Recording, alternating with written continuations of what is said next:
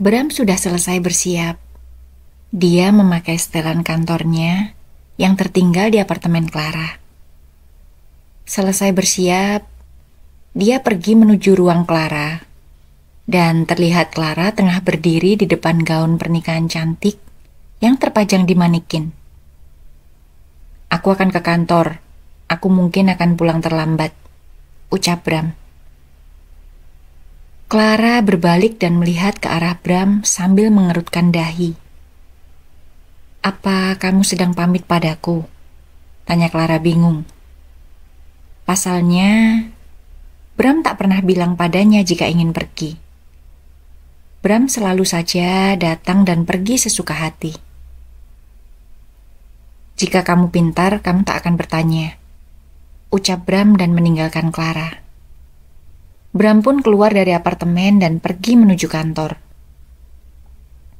Sedangkan di ruang kerja Clara tampak kebingungan, memikirkan sikap Bram yang berubah-ubah. Kemarin malam Bram begitu terlihat kesal. Pagi tadi pun Bram tampak kesal, lalu berubah baik. Kini Bram pun justru izin pergi ke kantor padanya. Entah apa yang merasukinya, gumam Clara sambil menggigitkan bahunya. Sesampainya di kantor, Bram berjalan di sepanjang koridor kantor menuju ruangannya. Senyuman tipis menghiasi bibirnya. Bram memikirkan apa yang Clara lakukan hari ini. Tingkahnya yang terkesan konyol karena pamit pada Clara saat akan pergi ke kantor. "Sial, sudah seperti suami istri saja," gumam Bram dan menggelengkan kepalanya. Beberapa staf yang melihatnya merasa heran. Pasalnya, untuk pertama kalinya, mereka melihat Bram tersenyum meski hanya sebuah senyuman kecil. "Ikut ke ruangan saya," ucap Bram pada sekretarisnya. Sekretaris Bram mengikuti Bram menuju ruangannya. "Saya ingin semua pekerjaan diselesaikan dengan cepat," ucap Bram. "Maksudnya, Pak?" tanya sekretarisnya bingung. Maksud saya, atur ulang semua jadwal meeting dengan klien. Bila perlu, lakukan semua pertemuan dengan klien di hari yang sama," ucap Bram. Sekretaris Bram tampak terkejut. Tak biasanya Bram memintanya untuk mengatur semua jadwal pertemuan dengan klien. "Maaf, Pak, apa yang membuat Bapak ingin saya merubah jadwal pertemuan?" tanya sekretaris. "Apa hakmu bertanya pada saya? Kamu bekerja untuk mengikuti perintah saya. Jadi, lakukan saja pekerjaanmu dan jangan banyak bertanya," tegas Bram. Sekretaris Bram terdiam. Sebetulnya, dia hanya ingin tahu alasan Bram agar bisa memberikan alasan logis pada para kliennya. Melakukan perubahan jadwal meeting tentu tak mudah.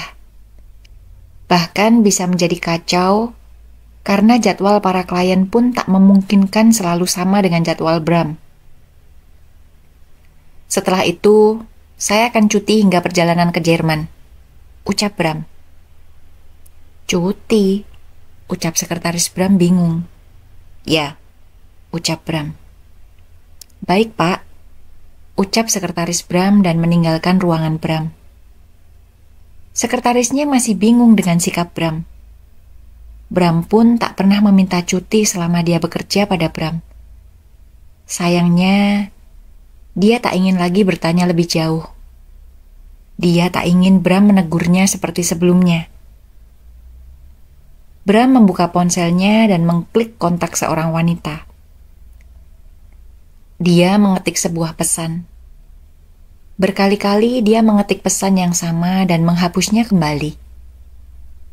Bram menghela nafas dan meletakkan ponselnya dengan cukup keras di atas meja kerjanya.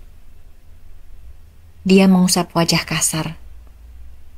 "Kenapa ini sama seperti dulu?" gumam Bram. Entah apa yang ada di pikiran Bram. Satu hal yang dia pikirkan, bahwa Ada sesuatu yang sama seperti dulu dia rasakan pada wanita yang belum lama tadi dia klik nomor kontaknya. Rasa yang membuatnya ingin tersenyum saat mengingat wanita itu. Dan itu pernah dia rasakan dulu saat dekat dengan mantan kekasihnya. Tak ingin larut dalam pikirannya yang mulai tak beres, Bram pun memilih mulai bekerja. Dia begitu antusias ingin segera menyelesaikan pekerjaannya dan ingin segera cuti.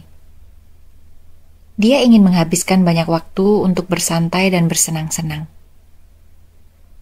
Di apartemen Clara masih sibuk membuat sketsa desain ulang gaun pernikahan Liora. Pekerjaannya jadi bertambah semenjak Bram menghancurkan ponselnya. Dan juga semua data yang belum sempat dia salin ke laptopnya menjadi hilang. Terpaksa dia pun harus mengingat keras bagaimana desain sketsa awal untuk perubahan gaun pernikahan Liora. Di sela pekerjaannya, Clara mendengar suara bel apartemen. Dia pun bergegas menuju pintu dan membukanya. Terlihat seorang pria yang sepertinya seorang kurir, tengah memegang buket bunga mawar merah yang cukup besar.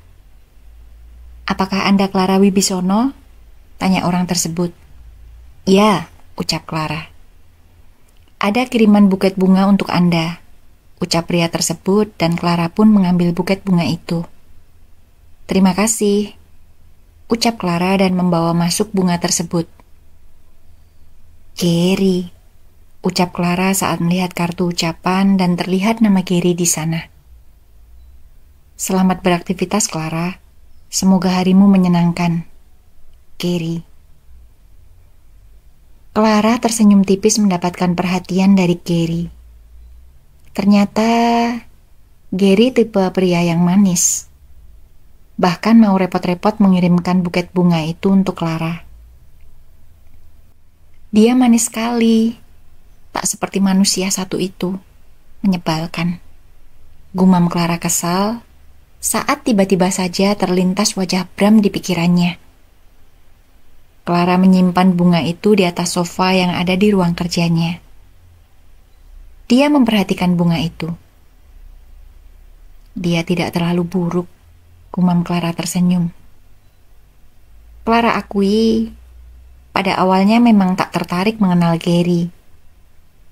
Namun ketika kemarin malam dia mengobrol via chat dengan Gary, ternyata Gary orang yang cukup menyenangkan. Waktu sudah menunjukkan jam makan malam. Dengan senyuman penuh arti, Bram keluar dari ruangan kerjanya dan pergi menuju basement. Bram memasuki mobilnya lalu melajukannya menuju apartemen Clara. Sesampainya di basement apartemen, Bram melihat Clara memasuki mobilnya dan melajukan mobilnya keluar dari apartemen. "Tinggalkan mobilnya, pulanglah naik taksi," ucap Bram pada sang supir. Supir Bram pun mengiyakan dan keluar dari mobil Bram, lalu memberikan kunci mobil itu pada Bram. Sementara Bram pergi menuju unit apartemen Clara. Begitu memasuki apartemen Clara, Bram pergi menuju ruang kerja Clara. Entah mengapa hatinya mendorong dirinya untuk pergi ke ruangan itu. Bram melihat sekeliling ruangan yang tampak sedikit berantakan. Dia mengerti, Clara sedang banyak pekerjaan. Bram mengerutkan dahinya saat tak sengaja melihat buket bunga mawar merah. Dia mendekati bunga itu dan membaca kartu ucapan yang masih tersimpan di buket bunga tersebut. Bram mengepalkan tangannya saat melihat nama Gary. Sial, pria itu lagi, geram Bram. Bram mengambil ponselnya dan memeriksa lokasi Clara berada. Bodoh, ingin bermain-main denganku, geram Bram sambil menyunggingkan seringai tak biasa saat Clara mematikan informasi lokasinya. Bram tersenyum saat teringat mesin pelacak yang dia pasang di mobil Clara. Dia bergegas keluar dari apartemen dan pergi menuju mobilnya. Kita lihat, apa yang kamu coba sembunyikan dariku, Clara? Gumam Bram. Entah mengapa Bram mencurigai Clara memiliki hubungan dengan Gary. Bagaimanapun, Clara berhubungan dengannya hanya demi uang. Tentu saja Bram cemas. Clara akan tertarik pada pria lain dan justru memiliki perasaan pada pria lain. Meski keduanya tak berhak mencampuri urusan pribadi masing-masing, tetapi Bram tak suka berbagi. Apalagi jika sampai Clara berbagi tubuhnya dengan pria lain. Sudah jelas Bram tak akan mengampuni Clara. Bram melajukan mobilnya menuju tempat yang Clara tuju, di mana Clara pergi ke klub biasa yang didatangi. Sesampainya di klub, Bram memasuki klub dan mencari keberadaan Clara. Bram tampak menghela nafas saat melihat Clara duduk bersama wanita yang Bram ingat adalah teman Clara, yang pernah menampar dirinya saat mabuk di apartemen Clara. Bram pun duduk di sofa yang berada cukup jauh dari tempat Clara. Clara pun tak menyadari keberadaan Bram, meski di dalam klub itu masih belum ramai. Cukup lama Bram duduk sendiri. Waktu pun semakin berlalu. Bram bangun dari duduknya dan akan pergi dari klub tersebut saat menyadari tak ada sesuatu yang mencurigakan yang Clara lakukan. Namun, langkah Bram terhenti saat melihat pria yang dia kenali. Dia juga di sini. Apa mereka sengaja janjian bertemu? Gumam Bram saat melihat Gary.